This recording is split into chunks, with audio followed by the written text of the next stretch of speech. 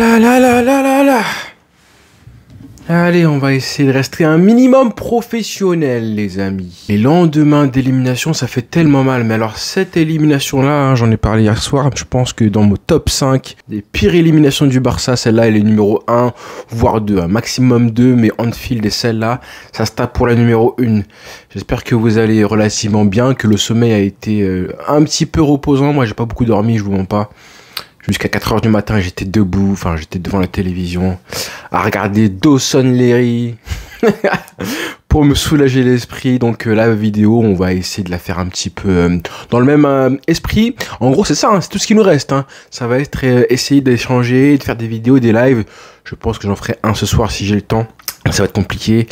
En se soulageant, en échangeant un petit peu entre fans du Barça, entre passionnés de football. Parce que c'est tout ce qui nous reste, puisque le Barça est éliminé, les amis. J'espère que vous allez relativement bien, que de regrets. Je sais, oui, le discours de oui, c'était un match historique. Forcément, si t'es pas fan de l'Inter ou du Barça, ou si t'es pas un hater d'un des deux clubs, forcément, t'as kiffé la rencontre. T'as surkiffé la rencontre. Hein. Il y a pas mal de gens qui parlent de la plus grande double confrontation de l'histoire de la LDC ou du football tout court. Forcément, hein. Combien de buts du coup? 6 à l'aller, 7 au retour, 13 buts marqués par les deux équipes, des prolongations, un scénario de dingue, des arrêts de jeu qui ont changé la rencontre, de la dramaturgie, un arbitre qui a conditionné aussi pas mal de choses. Je vais en parler parce que j'en ai pas parlé hier soir, mais bon, en fait, vous m'avez un petit peu réclamé dans les commentaires de parler de l'arbitre. Et du football, en fait, tout simplement. Le football a gagné ou pas? Est-ce que le football a gagné? Je ne sais pas, mais en tout cas, l'Inter, ça va être dur à dire, mais quand tu vois en plus les chiffres, les statistiques et les momentum, hein, je vais parler de statistiques aussi hein, dans le match, je vais en montrer quelques-unes qui m'ont choqué, moi. Waouh, quand tu vois le momentum et comment le Barça a dominé la rencontre, c'est dur à dire, mais oui, à l'expérience, aux détails et aux erreurs non commises, l'Inter a mérité sa qualification. Mais rien que la phrase, la prononcer comme ça me rend fou en fait. Ça me rend fou parce que tu étais à 2 minutes ou 3-4 minutes hein, de réussir à aller en finale. Et ça aussi, je vais en parler parce que ça m'énerve. Ça m'énerve, c'est ces phrases-là de oui, ce n'est que du football. C'est vrai, hein, ce n'est que du football à la fin. On peut être fier des joueurs. C'est vrai aussi, ils ont été héroïques, incroyables.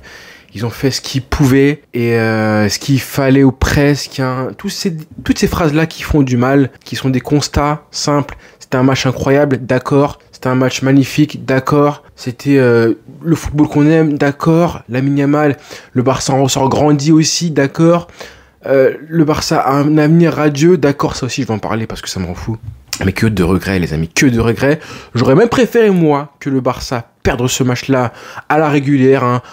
En 90 minutes, 2-0, 3-1 peut-être si tu mets un but qui redonne un petit peu d'espoir, mais après tu te manges une clim, 3-1. J'aurais préféré ça plutôt que ce scénario-là où tu reviens, tu fais une remontada, tu accomplis la remontada, tu mènes au score pendant 6 minutes et tu profites de ça pendant 6 minutes. En fait, tu marques au meilleur moment. Il n'y a pas meilleur moment, et j'en parlais en plus en avant-match en disant que le Barça devait faire le nécessaire pour ouvrir le score. Et si jamais tu ouvres pas le score, le moment où tu vas prendre l'avantage, si tu réussis à le faire, et ben là tu remettras un coup énorme à la tête. Tu as réussi à le faire. Célébration de Rafinha. Ça y est, là tu es en finale ou presque. Et puis, qu'est-ce qui se produit? 88e minute. Hein. Tu marques à la 88e minute. Normalement, dans le football, en LDC, c'est fini. C'est fini. Donc ces mots, hein, où normalement tu es supposé être fier des joueurs, tu es supposé avoir ce sentiment, toi, de devoir accompli, tu as fait ce que tu pouvais et tout, mais non, en fait, ce qui prime à 99%, c'est les regrets. En tout cas, pour moi, c'est vraiment des regrets. Des regrets, on va en reparler parce que waouh. Donc aujourd'hui, dans la vidéo, on parlera de plusieurs choses. Évidemment, on parlera du Barça et de l'avenir, hein, du mercato un petit peu. On parlera de Lamine Yamal et des joueurs en général, mais leurs réactions, les déclarations d'après-match, hein, dont celle de Araujo. On parlera évidemment encore de Lamine Yamal, et parce que c'est lui qui, je pense que c'est le seul joueur qui malgré l'élimination, on sort vraiment, non pas vraiment, on sort grandi, parce que aussi le discours de oui, tu vas apprendre avec cette défaite-là, etc. D'accord, oui, mais tu apprends beaucoup plus déjà quand tu prends beaucoup plus de confiance. En tout cas, ta carrière, elle subit un bond beaucoup plus grand dans la victoire plutôt que dans la défaite. D'accord? Les leçons que tu en tires, tu subis plus de leçons positives quand tu gagnes des trophées. Et encore plus des matchs comme ça. Des matchs où tu es mené de 0. T'imagines le boost mental. Mais le problème, c'est que le Barça a trop joué à réaction à chaque fois. C'est pour ça que je disais qu'il fallait absolument prendre les devants, marquer ce premier but-là. Si tu avais marqué le premier but, ça aurait voulu dire que tu faisais le nécessaire pour prendre le match à ton compte dès le début de la rencontre et non pas un Barça réaction, comme ça a été le cas malheureusement, qui a commencé à jouer seulement quand il était mené, comme l'a dit Samir Nasri malheureusement. Oui, ce n'est que du football, mais honnêtement les amis, ça fait beaucoup de mal. Et voilà. Et je vais commencer par ces déclarations, cette pensée qui émane depuis hier soir, la fierté. Mais moi, je l'ai mis en titre de ma vidéo, à savoir que le Barça, cette défaite-là, cette élimination-là n'est que le début d'une belle période lors des prochaines années, avec cet avenir qui s'annonce radieux. Et ces joueurs, Lamine Yamal, Pedri, cette génération dorée du Barça, Hansi Flick et Laporta sont en train de créer, c'est peut-être vrai, d'accord, on a des joueurs qui sont brillants. Et on a quand même beaucoup, il faut le dire, ça c'est pas n'importe quoi, énormément de motifs d'espoir pour le futur. Le Barça a un socle. En plus de sa Masia, 2 joueurs brillants qui peuvent t'apporter une colonne vertébrale, on va appeler ça comme ça, qui peut te propulser. Si jamais le Barça réussit à prendre enfin une LDC, tu peux enchaîner peut-être une deuxième, une troisième, etc. Mais en vrai, moi ce discours-là, je veux plus l'entendre en fait. Vraiment pas. Ce discours de le Barça a un avenir à Dieu, on reviendra l'année prochaine, tout ça. Première chose, ça honnêtement, c'est pas un discours de compétiteur. C'est pas un discours d'un club qui se veut être un club tueur, qui veut dominer, qui sait comment être opportuniste. Peut-être que l'année prochaine, le Barça remportera la C1, je l'espère, mais en fait, on n'est pas sûr. Tu sais pas dans un an où tu en seras, est-ce que tu auras un tableau, entre guillemets, aussi favorable, sans avoir sur ton chemin un Bayern Munich, un Manchester City, un Real Madrid, qui vont peut-être t'éliminer à la régulière un peu plus que des équipes comme l'Inter, entre guillemets, même si eux aussi, voilà, tu peux dire qu'ils t'ont battu à la régulière, mais c'était quand même très indécis. Ça s'est joué à rien, alors que peut-être dans un an, tu vas te faire battre normalement par une équipe qui sera plus forte que toi. Ne croyez pas que le Real Madrid va rester au fond du trou. City, pareil, on n'en sait rien. Deuxième chose, tu sais pas si dans un an de ça, le Barça sera aussi fort que cette année, peut-être aura progressé, mais qui te dit que dans un an, tu n'auras pas des blessés encore plus que cette année, tu n'auras pas un effectif encore plus vieillissant avec un Inigo Martinez qui peut baisser, forcément par l'âge, un Lewandowski qui sera encore moins bon qu'actuellement, à cause de l'âge, un Rafinha qui fera beaucoup moins la saison de sa vie comme il l'a fait cette année. Tu sais pas tout ça. Tu sais, rien ne garantit le succès. Tu sais pas si tu auras des blessés, si tu auras beaucoup de circonstances favorables. En fait, tu sais même pas si tu seras en lice pour un nouveau triplé. Et en fait, c'est simple, quand tu commences une saison et que c'est un petit peu la première, c'est la première d'Hansi Flick déjà avec le Barça. Donc, il y a cet effet de nouveauté qui fait que tu as envie que dès la première saison, et c'est pour ça aussi que la saison 2008-2009 en tant que fan du Barça, ça reste ma préférée all time jusqu'à ma mort en fait. Ça reste vraiment préférée parce que l'effet de surprise a quelque chose de magique. Pour nous les supporters, on suit et on découvre l'équipe.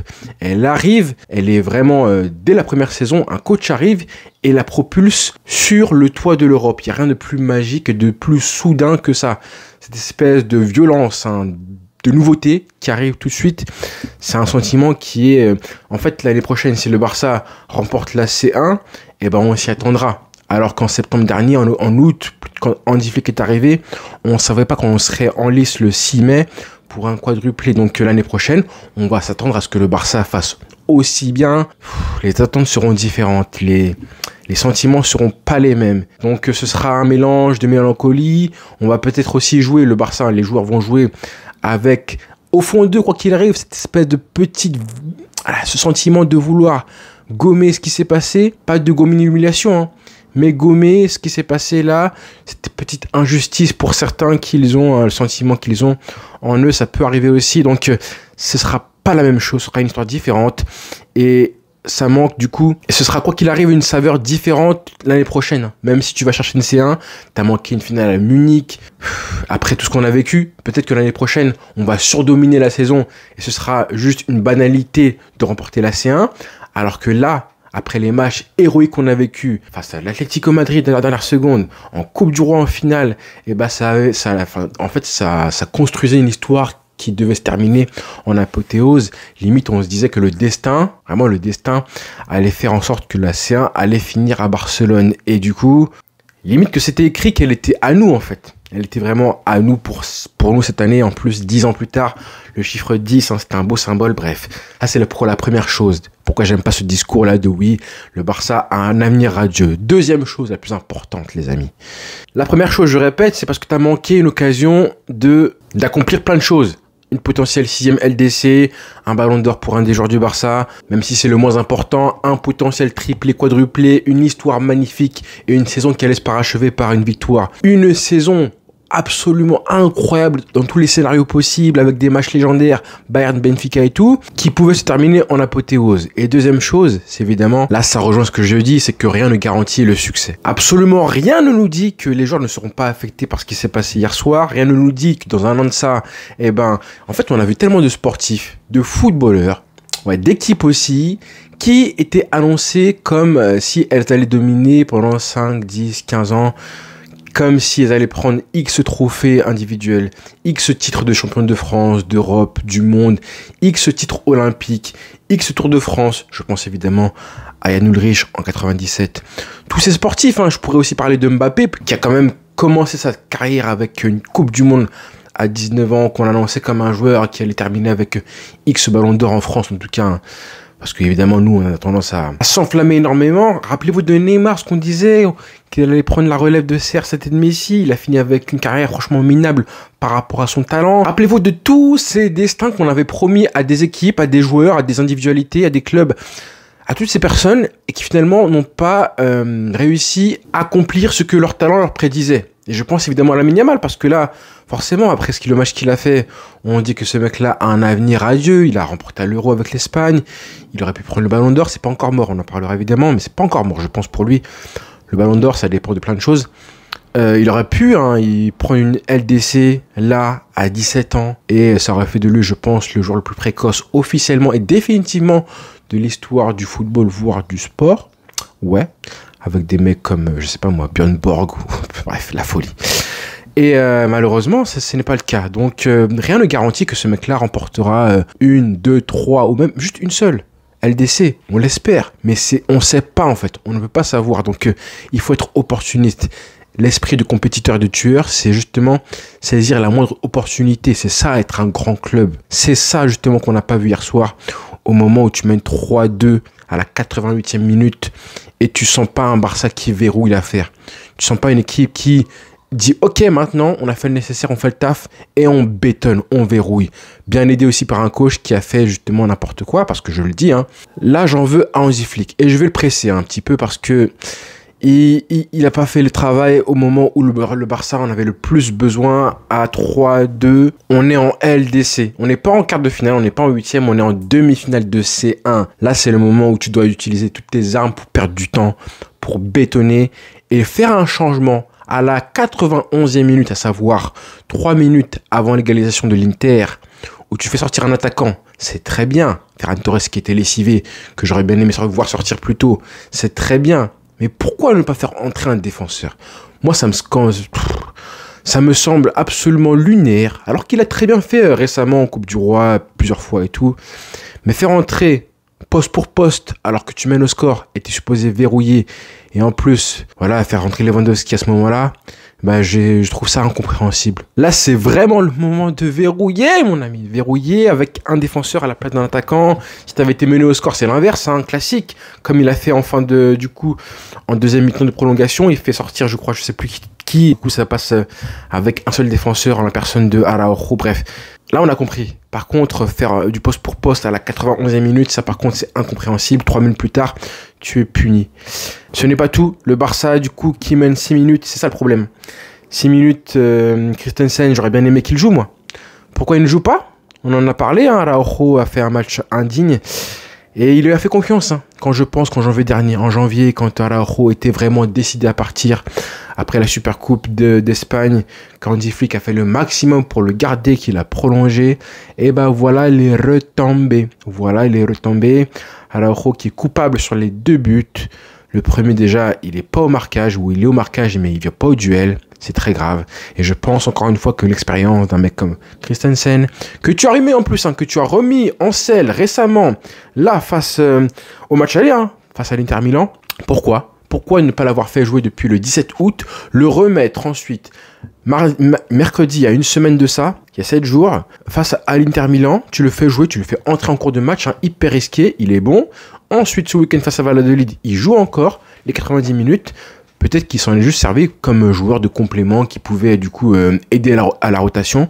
Sauf que non, en fait, c'est quand même un vainqueur de C1. Il l'a remporté avec Chelsea en 2021. Il est excellent, on le sait. À chaque fois qu'il joue, il est propre. Ça a été, je trouve, en 2022-2023, le meilleur défenseur de l'équipe, vraiment. Et il entre, même il y a 1 an de ça, on se rappelle de ces matchs, quand il avait été suspendu face au PSG, suspendu avec le carton jaune.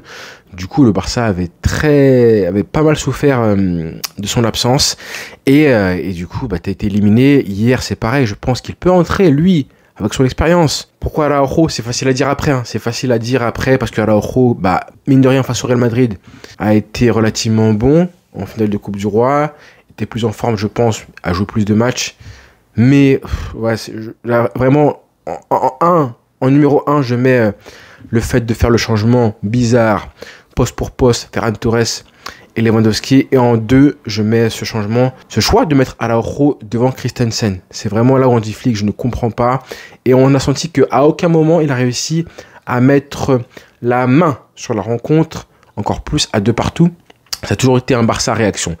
Là où vraiment le Barça a été intéressant, c'est évidemment au retour des vestiaires, où là, du coup, on a revu et tout le monde se demandait pourquoi il ne faisait pas de changement, pourquoi Gérard Martin n'était pas sorti, pourquoi Olmo était encore sur le terrain. Et les 2 jours ont été incroyables. Donc ça, je pense que ça a été grâce à Hansi Flick, grâce à ses petits réajustements techniques et tactiques. Maintenant, la fin du match, la lecture du match, là, il a vraiment flanché. Je suis dégoûté parce que il a tellement été bon toute l'année, mais là, il faut le dire. Il faut le dire, hein. Ça compte, hein. Dans les moments comme ça, on a besoin d'avoir un coach qui fasse la différence. Encore plus quand c'est un match fou. C'est le moment parfait pour reprendre et mettre la main sur ce match-là. Ça n'a pas été fait. Le Barça a mené seulement 6 minutes de jeu, les amis. 6 minutes, on a été qualifié pendant 6 minutes. Mais c'est les 6 dernières minutes en plus. C'est plus ça qui me rend fou. Ah là là, c'est insupportable. Et donc, du coup, pour finir, Non, pas pour finir. On va continuer à parler des joueurs, mais Lamine Yamal, forcément. Et je vais consacrer le maximum d'implication pour parler de lui parce qu'il le mérite vraiment. Lui, il a fait le match qu'il fallait, qu'on attendait de lui. Je pensais vraiment pas qu'il serait même aussi fort, même. Je trouve encore plus fort qu'au match aller, vraiment. Allez, au match aller, en fait, il était pareil. Au match aller, au match retour, mais en fait, c'est plus compliqué au match retour d'être fort parce que vraiment là, il était seul, livré à lui-même. Eric Garcia a fait son match, mais c'était à l'extérieur. T'es mené 2-0, encore une fois. Donc là, mentalement, c'était encore plus difficile. T'avais pas les supporters pour te galvaniser. Et pourtant, il a fait le match qu'on attendait de lui, qui porte l'équipe à 17 ans. C'est pour ça que je dis qu'il fallait le récompenser, que j'étais dégoûté après le match aller. Vous voyez à quel point, hein, le match aller, voilà, j'ai été assez négatif. Hein, mais je vous l'avais dit qu'une victoire, ça fait beaucoup de différence. Dans les têtes des joueurs, ça aurait fait beaucoup de différence, hein, je pense. Même en gagnant 4-3, un but qui t'amène voilà, cette dose d'adrénaline en plus, ça aurait fait beaucoup de différence. Ça aurait mis la pression sur l'Inter Milan qui aurait été obligé de se livrer dès le début du match. Là, ça n'a pas été le cas. Et en ne se livrant pas, ils ont pu gérer un petit peu comme au match aller, hein, en marquant ce premier but-là sur une récupération rapide dans les pieds de Dani Olmo. Dani Olmo, je vais en parler parce que, avant de parler de Lamine Yamal, Olmo parce que voilà, on a eu des critiques, hein, sur le joueur toute la saison. Le fait qu'il était blessé, présent, pas présent, qu'on l'attendait justement dans ces matchs-là. On l'attendait vraiment qu'il soit en bonne santé pour ces matchs-là. En tant que numéro 10, c'est le poste le plus important, je le répète, du collectif du Barça, de toutes les équipes. au milieu de terrain, le numéro 10, qui est supposé apporter tellement plus que ce qu'il a apporté. C'est une vraie déception, sa première année au Barça. Il a 27 ans aujourd'hui, en plus c'est son anniversaire, hein. Donc assez compliqué comme anniversaire, mais tant pis pour lui, hein. C'est ce qu'il a cherché, mérité, il s'est caché. Il s'est caché toute la rencontre, hein. Et je pense que à ce niveau-là, on en reparlera, hein, je pense, lors du mercato idéal que je ferai, la grosse vidéo que je vais préparer dès maintenant, là, parce qu'il faut tirer les leçons pour Laporta, pour Hansi Flick, hein, pour l'effectif du Barça, vraiment. Qui ne peut pas se permettre de jouer la prochaine saison avec un effectif aussi pauvre, des joueurs aussi peu fiables. Et je veux aussi parler de la Masia. Cette espèce de Masia et le fantasme des joueurs, comme si, quoi qu'il arrive, on peut aller puiser dans la Masia. Il y aura des flops, hein. Il faut se dire que parfois, la Masia, ce n'est pas seulement des réussites. Il y aura aussi des flops. J'ai en tête des joueurs que je pensais voir exploser à la Masia, des Deulofeu, des Oriol Busquets, des Konrad de la Fuente qui avait quand même un petit pied intéressant, une qualité de dribble intéressante, des Miranda, des Carles Alenia que je trouvais aussi très bon. Il y en a plein des joueurs qui poachent aussi, des joueurs comme ça qui paraissent talentueux, mais qui n'ont pas le niveau en tout cas requis pour jouer en LDC, encore moins titulaire. Gérard Martin, voilà, il a fait son match, il a fait vraiment ce qu'il pouvait. Et il a fait des belles choses, mais aussi des très mauvaises, hein, pendant la rencontre, hein, ça n'a pas été un match héroïque. Il a fait 2 passes D, franchement incroyable. Il a fait un gros match, mais lui, il a fait ce que son talent lui prédisait de faire. Et en plus, il n'est même pas formé à la Masia. Il a fait ce que son talent prédisposé en lui permettait de faire à l'instant T. Peut-être que dans 1 an, 2 ans, il va progresser. Peut-être qu'enfin, il va apprendre à déborder et à être un peu plus dangereux avec ses passes en retrait sur les centres.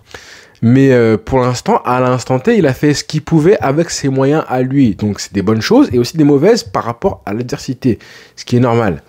Par contre, des joueurs comme Dani Olmo, comme Araujo, même si lui aussi n'a pas été formé à la Masia, d'accord, mais des joueurs comme Hector Fort, franchement très limité, très limité. Hein. Faut arrêter de croire que parce que ça vient de la Masia, c'est forcément prédestiné à être titulaire au Barça. On aura des flops. On aura des joueurs qui vont être testés. On espère quand même plutôt que en demi-finale de C1, parce que là, le contexte est quand même catastrophique. Hein.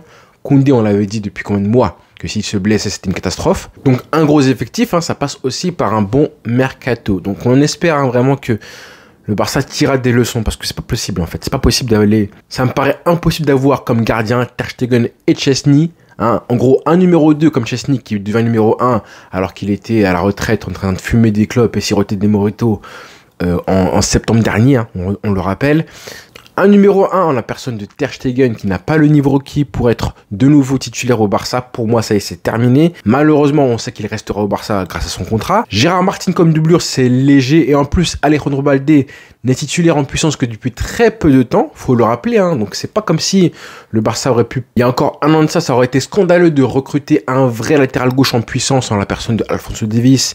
On a eu cette année, on a affronté un joueur excellent comme Carreras du côté de Benfica. Je m'évade, je m'écarte du sujet, mais le mercato, ça va être hyper important. Un petit mot sur l'arbitrage avant de parler de Lamine Yamal et des joueurs. L'arbitrage hier, j'en ai pas parlé parce que j'avais pas forcément... Allez, c'est Simon Marcignac, hein. On le sait que c'est un arbitre qui est très laxiste. Extrêmement laxiste. Hein. J'ai vu plein de supporters du Barça parler de l'arbitrage, de la faute sur Lamine Yamal qui aurait pu être signalée dans la surface et non pas à l'extérieur, sur le fait que Gérard Martin, avec Dumfries, il y a faute. D'accord, il y a faute. Mais en fait, Gérard Martin tombe, influence. Mais bon, il est jeune, pareil. Il est jeune, il est expérimenté, mais c'est parce que, en fait, il est inexpérimenté qu'il ne devrait pas être là, en fait. C'est justement la preuve qu'il n'a pas l'expérience nécessaire pour jouer une demi-finale de C1. Il doit tomber, accentuer la faute, montrer qu'il y a vraiment un contact et que la VAR se penche justement sur les images, le maximum de plans visuels possible pour voir si, en effet, il y a un contact. C'est un petit peu comme Eric Garcia, ce qu'il a fait, justement, face à Mbappé, là, en finale de Coupe du Roi, où il se mange une tarte. Et là, en fait, il accentue, il tombe par terre. Et du coup, l'arbitre, il est obligé de signaler faute. Là, c'est pas assez flagrant pour moi. Même s'il y a faute, d'accord, il y a faute, hein. Mais Gérard Martin, il fait pas le truc nécessaire. En plus, il sourit. On voit qu'il tombe par terre, il se relève. Ça, c'est un truc de fou. Et ensuite, Lamine Yamal, la faute, déjà, je pense qu'il y a faute pas dans la surface. Donc, pour moi, c'est pas penalty. Monsieur Marcignac, on le sait qu'il est hyper laxiste. Pedri en a parlé, Hansi Flick en a parlé aussi, comme quoi toutes les décisions 50-50 allaient en faveur de l'Inter Milan. Ouais, mais en vrai, les plus gros regrets ne sont pas là pour moi. Les plus grands regrets viennent de nous et de nous, à commencer par Monsieur Araujo. Et j'en ai parlé encore une fois, Araujo, j'ai été très critique envers lui, très critique. Hein. Franchement, c'est rare parce qu'en général, je suis assez bienveillant envers les joueurs, hein. Ceux que je veux voir rester au club, en tout cas, ça a été le cas pour lui. Et depuis maintenant un petit moment, je vous avais dit, rappelez-vous que ce mec-là devait partir du Barça et que si jamais le Barça prenait la C1, c'était l'occasion parfaite pour le Barça de le vendre au prix fort parce qu'il aurait le sentiment du fait que c'est bon, j'ai pris la C1 avec le Barça, j'ai gommé ce qui s'est passé face au PSG et je peux partir aller chercher un gros contrat, un gros club européen, parce qu'il y a beaucoup de clubs qui le veulent. Hein. Là, je pense que même sans C1, même sans LDC, il doit partir du Barça. Et ça me fait de la peine pour les joueurs. J'ai vu ces déclarations. Je vous les montre. Hein. C'était après le match en conférence de presse et il dit les 2 derniers buts encaissés. Il pense que j'ai manqué de force. Et là, il s'adresse du coup aux journalistes qui lui posent la question est-ce qu'il n'est pas un petit peu responsable sur les 2 buts encaissés? Et là, il dit bah écoute, sur le 4e but, hein, j'étais devant et c'est la chance de l'attaquant qu'il a parfaitement placé sur le côté. Quant au 3e but, hein, je suis évidemment très fort dans les duels habituellement et j'aurais dû être meilleur. Mais au final, c'est le football. Si vous couvrez bien, vous pouvez aussi garder ces ballons à distance. Mais bon, c'est le football, il faut avancer. Sur le 3 partout, on tarde à se battre pour le ballon et je pense qu'il y a une faute. Mais de toute façon, ce ne sont pas des excuses. Il faut garder la tête haute et avancer. Que dire? Oh Seigneur. Voilà, encore une fois, il n'arrive pas à assumer sa part de responsabilité. Parce que quand je vois l'action, quand il me dit que sur le 4e but, il était devant et que c'est la chance de l'attaquant de Marcus Thuram qui s'est placé parfaitement sur le côté, moi je suis pas d'accord. Marcus Thuram, il est dos au but. Tu as réussi à être d'abord au contact de lui. Hein. Le plus dur quand tu es défenseur, c'est évidemment trouver le moyen d'être collé à l'attaquant. Tu as réussi à l'isoler, à le mettre dos au but. Et le mec se retourne, te fait un espèce de crochet, entre dans la surface de réparation. Et là, trouve le moyen de faire une passe qui est pratiquement décisive en fait. Ça pour moi c'est une folie complète. Et qu'il arrive à dire que c'est la chance de l'attaquant, alors que c'est pas de la chance. Hein. Là on parle de Marcus Thuram qui a joué quand même 100 minutes de jeu dans les jambes, qui a fait des efforts défensifs, offensifs, des courses, des duels. Toi en plus t'es frais par rapport à lui et tu arrives à te faire mélanger comme ça et dire à la fin que c'est de la chance. Ça me convient pas ça. Donc encore une fois, hein, c'est pas l'erreur, d'accord. Mais le fait d'assumer ou pas l'erreur, ça par contre c'est une différence. Hein, parce qu'en assumant l'erreur, c'est là que tu commences par progresser. C'est là que tu admets que tu peux avoir une leçon à retenir de tes erreurs pour essayer de les corriger la prochaine fois. Mais là quand tu dis que c'est de la chance, bah, du coup tu fais en sorte que tu ne te remets pas en question. Moi je vois ça comme ça. Donc encore une fois, hein, Araujo, c'est compliqué. Je préfère avoir un mec comme un mec un peu moins bon, peut-être comme Jonathan Tah. D'accord, qui est pressenti au Barça, mais qui va t'apporter des garanties de l'expérience dans des grands matchs et qui fera pas des erreurs aussi grosses que celles qu'il fait. Et il nous coûte 2 buts à Araujo, dont le 3 partout qui est vraiment, qui fait tellement mal. 3 partout, 94e minute, et tu vas pas au duel. Parce que là, il parle du 3e but aussi en disant que oui, d'habitude, il est fort dans les duels, j'aurais dû être meilleur, ok, mais faut y aller justement, faut mettre le... Enfin, je pense que à ce moment-là, il veut éviter de faire faute, penalty, donc il a peur. Encore une fois, il joue avec la peur. Mais c'est symptomatique du joueur qu'il est devenu depuis maintenant 1 an et demi. Il a tellement perdu en confiance, perdu en justesse. Et c'est devenu une espèce de caricature de lui-même où il pense qu'il peut être un bourrin pour compenser ses lacunes. Et quand justement dans la surface de réparation, avec tout ce qu'il a vécu, le traumatisme du PSG, maintenant il s'abstient d'intervenir comme l'a fait Koubarsi. C'est pour ça que hier soir je vous disais que Koubarsi, ce qu'il fait, je lui en veux moins parce que là c'est un joueur qui veut prendre ses cojones en main, ses responsabilités, qui fait l'action intacte qui aurait pu être parfait, mais là il se fait du coup avoir par le métier de Lautaro Martinez qui met le pied en opposition et c'est penalty. Alors qu'à la base, hein, on peut critiquer l'arbitre, mais M. Marcignac a vu à vitesse réelle, avait sifflé rien. Il avait laissé le jeu se continuer. Donc voilà. Moi, Araujo, je pense qu'on est tous d'accord là-dessus pour dire que maintenant, ce serait cool de réussir à le vendre au prix fort à un club qui le veut. Bayern, Juventus. Il y a des clubs qui le veulent. Hein. C'est le moment parce que sa cote elle est encore haute. Malgré ce qui s'est passé, sa cote est encore haute. Et Voilà, ça peut être la clé des joueurs, enfin le joueur qui va te permettre ensuite de faire un gros mercato. Tu auras renfloué tes caisses grâce à ce mec-là. La grosse vente du mercato du Barça, ça doit être lui. Sans vouloir être méchant, hein, vraiment. Et donc pour finir, hein, on va parler des joueurs et évidemment de vous, les supporters, parce que voilà, enfin nous, hein, quand même vous méritez qu'on en parle de vous, de ceux qui se sont déplacés en plus à l'Inter, enfin à Milan plutôt, à San Siro pour aller voir ce match-là, hein, dont Ezia que je salue. Pour vous dire la vérité, hein, pour l'histoire, on est à la 80, bah, du coup à la 90e minute, hein, et je lui envoie un message, je lui dis écoute meuf, profite. Et après, pas de réponse, évidemment, on prend l'égalisation, et là, le ridicule, je me suis dit mais pourquoi t'as envoyé ça? Pourquoi t'as envoyé ça, espèce de schlag, va. Tant pis pour toi. Mais bon, on va parler des joueurs avant tout. On va commencer par tous ceux qui ont posté sur les réseaux sociaux. On a vu Fermin Lopez qui était dévasté, en pleurs. Lui aussi, hein, j'avais dit avant, il y a quelques semaines de ça, que je pensais que si jamais le Barça prenait la C1, il pouvait partir. Lui, je pense qu'il va rester, lui. Fermin Lopez, parce que il a encore une histoire à écrire. Au Barça, on a vu évidemment Olmo. Ça m'a fait de la peine, mais bon, voilà. Olmo, il a pas fait son match, tant pis pour lui. Pedri aussi, hein, qui a été franchement assez énervé, hein, Pedri, dans ses déclarations, en fin de rencontre, comme quoi il se sentait vraiment, on restait poli, il s'est fait entourlouper par l'arbitrage et par les décisions, voilà. On a eu Gérard Martin qui a fait son match, qui a parlé, Inigo Martinez aussi, Eric Garcia avec la photo où il est au sol sur la grosse occasion de Yann Sommer. Ah, quand même, parlons aussi de Yann Sommer, hein. Quel gardien. Quel gardien, ça c'est vraiment un gardien qui a fait du mal à beaucoup d'équipes, hein, notamment à la France, à l'Euro 2021, à beaucoup d'équipes, hein. C'est un super gardien, il fait une parade incroyable sur Lamine Yamal et la frappe. D'accord, Lamine Yamal, il a une occasion aussi, la parade en fin de rencontre, Lamine Yamal en face à face. Le match de Yann Sommer, moi ça me fait complexer parce que voilà un vrai gardien. Là, gardien de but, hein, c'est pas un truc où je me dis, allez, par le jeu on peut compenser. Vous voyez ce que je veux dire, hein? C'est vraiment un poste qui est déconnecté du collectif, hein, par définition. Donc là, j'ai envie de dire, faut un recrutement, faut un mercato.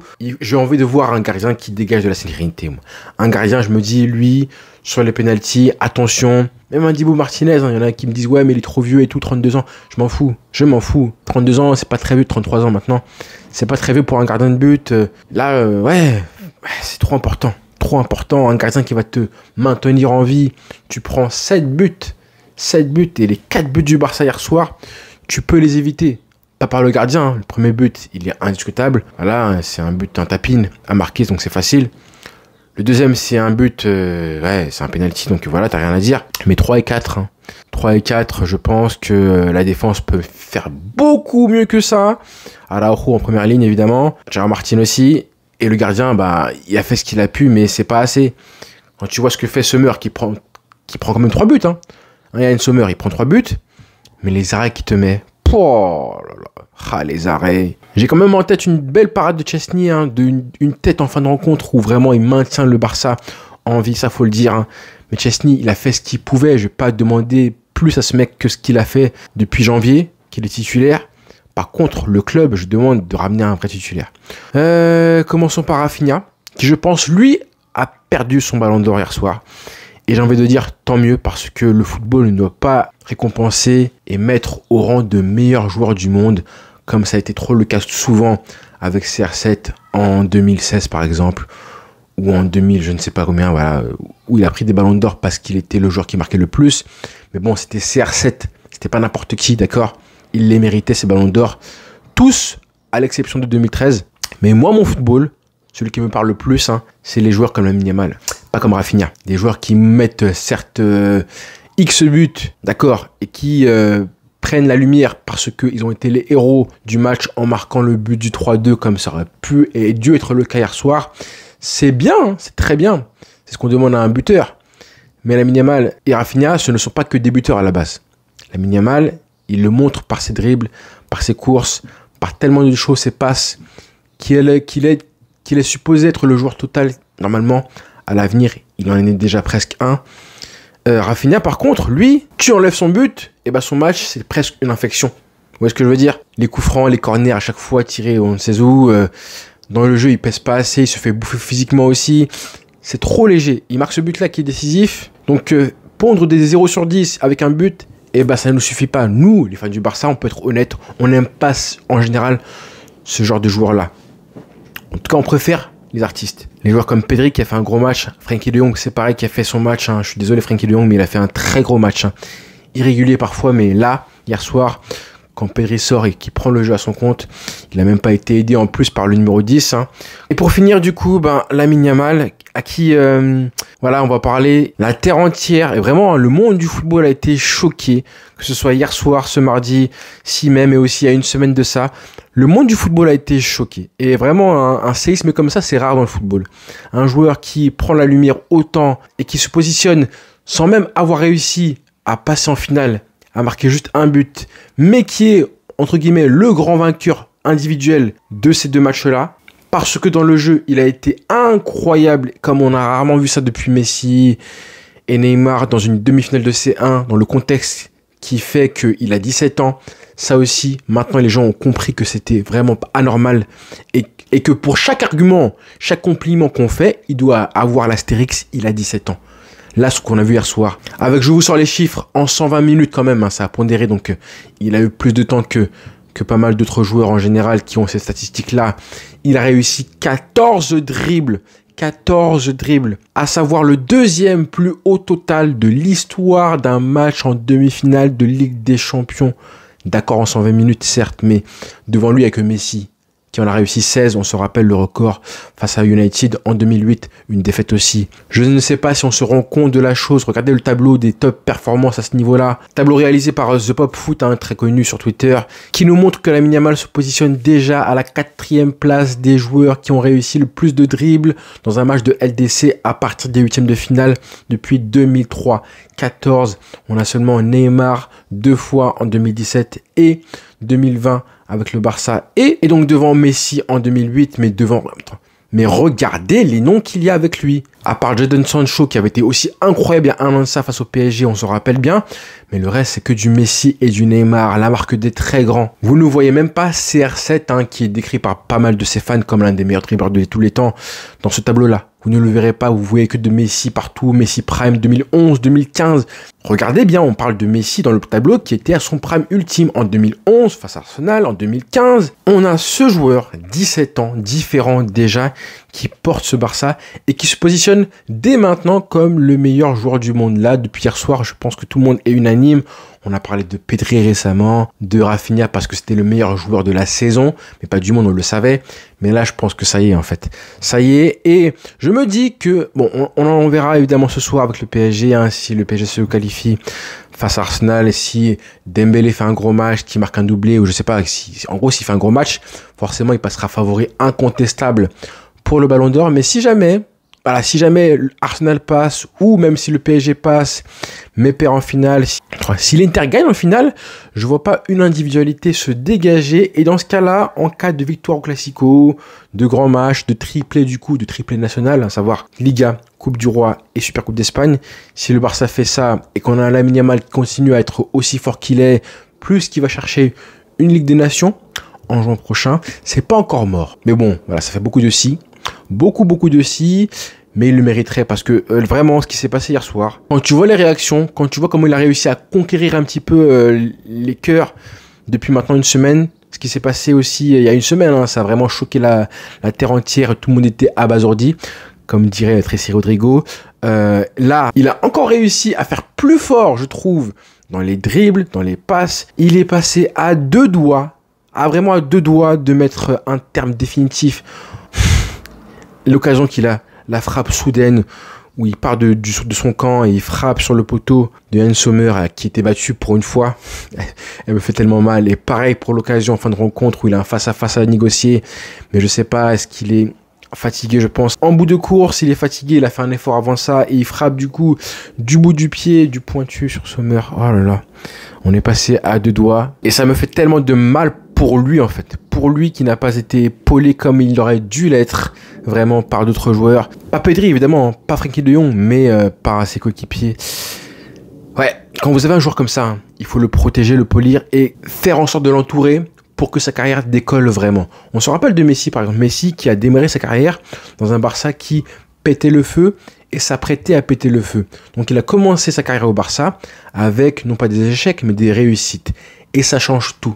Là, Lamine Yamal, hier soir, il va commencer malheureusement sa carrière avec certes un Euro remporté, mais il va devoir malheureusement jouer les prochaines saisons, la prochaine en tout cas, avec le devoir de porter le Barça encore, le devoir de faire encore mieux, du coup de gommer un petit peu ce qui s'est passé hier soir et cette saison, et jouer comme ça une saison supplémentaire la prochaine, ça va encore, mais 2 saisons, 3 saisons, là, quand vous débutez une carrière et que vous mangez des tartes comme ça régulièrement, et ben ensuite, vous êtes marqué pour un bon bout de temps.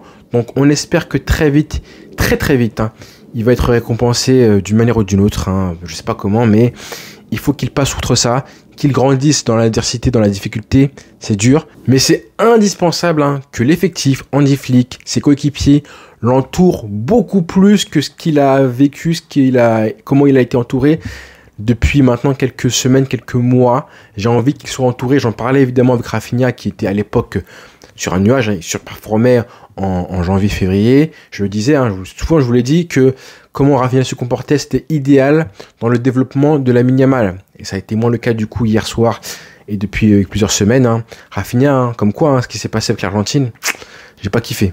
Et Lamine Yamal, du coup, pour en revenir à lui, c'est là justement la grosse différence avec Messi à l'époque, c'est que Messi était bien entouré.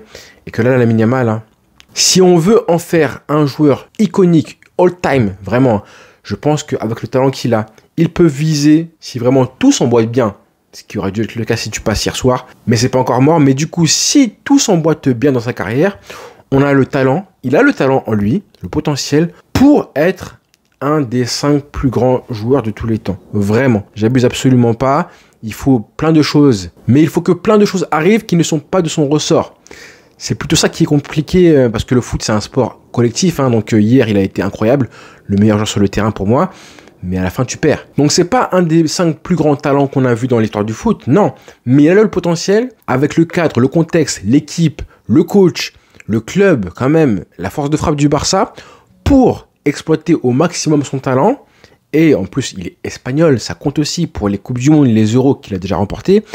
Il a tout ça en lui, le contexte presque idéal pour être, avec le talent qu'il a, aller très haut et pourquoi pas faire partie à la fin, dans 10-15 ans, comme top 5 de l'histoire. Derrière, pour moi, derrière Pelé, Diego et Messi, c'est ce qu'il doit viser. Il doit viser ça. Ou plutôt, c'est ce que nous, on peut lui souhaiter, parce que lui, il ne faut pas qu'il y pense. Pas qu'il y pense, mais c'est ce que je pense, son talent, c'est l'endroit où je pense son talent peut l'emmener, vraiment, devant CR7, vraiment. Et j'ai même envie de dire, sacrilège, même si ça paraît complètement fou, que s'il atteint à la fin de sa carrière le même endroit, en tout cas le niveau et la carrière de CR7, ce sera peut-être une petite déception pour moi. Là, je suis exigeant, oui, je pense qu'il faut l'être, je vous l'ai dit en début de vidéo, mais je pense qu'il a les moyens d'aller plus haut que CR7, voilà. Pour Messi, Diego et tout, là, pour moi, c'est un petit peu mort parce que eux ont eu une carrière presque parfaite, ont eu un talent aussi inné chez eux qui était quand même, je pense, plus grand que celui de Lamine Yamal. Mais quand même, Mais il a vraiment tout. Il a vraiment tout. Même quand je vois son visage après la rencontre, sa réaction sur les réseaux sociaux, il est affecté, Mais tu vois que le mec, voilà, il a la mentalité parfaite. Il est même moins affecté que nous, on dirait. Il est déjà prêt pour aller en découdre dès samedi. 14 dribbles réussis en demi-finale de C1. C'est une dinguerie. 23 duels remportés. T'imagines? Pour vous montrer à quel point c'est rare, par exemple, Messi Prime de chez Prime. Quand on parle des 3 demi-finales les plus légendaires de la carrière de Messi en LDC, on parle évidemment de Real Madrid 2011, de Bayern 2015 et de Liverpool aller en 2019. Et bien ces 3 matchs-là, les 3 matchs allés à chaque fois, Messi termine avec 9 dribbles réussis pour chacun de ces 3 matchs-là. En 90 minutes, à pondérer évidemment encore une fois. Mais c'est pour vous dire à quel point on est sur une folie absolue, pondue par Lamine Yamal qui a encore une fois choqué l'Europe. Et c'est le seul petit point positif de cette demi-finale perdue par le Barça. Le reste, pour l'instant, c'est trop tôt. Parler de frustration, parler de fierté, parler de futur brillant, d'avenir et tout, d'avenir radieux. Pour moi, c'est beaucoup trop tôt. On verra évidemment ce qui va se passer là, ce week-end. Si jamais tu perds, parce que en cas de traumatisme vécu hier soir, si jamais tu perds en plus le Classico, vous allez voir que votre discours d'avenir radieux, il sera complètement mis en péril par le fait de potentiellement perdre aussi la Liga. D'accord? Donc, tu t'es mangé une claque là ce mercredi.